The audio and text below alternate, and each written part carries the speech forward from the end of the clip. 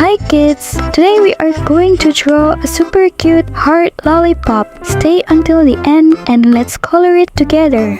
First, let's draw a big heart shape. Now draw the lollipop stick under the heart. Great! Add a cute smiling face. Tap the like button and subscribe for more fun drawings. Now draw two little hearts beside it. Now color the heart bright yellow.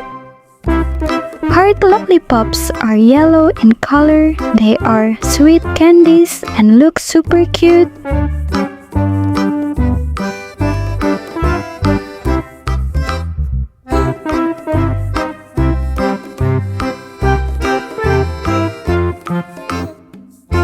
Color the stick blue.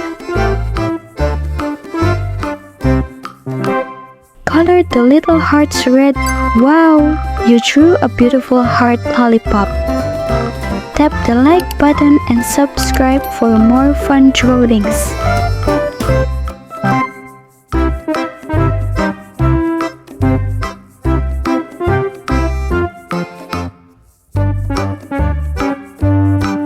Bye kids! See you in the next drawing adventure.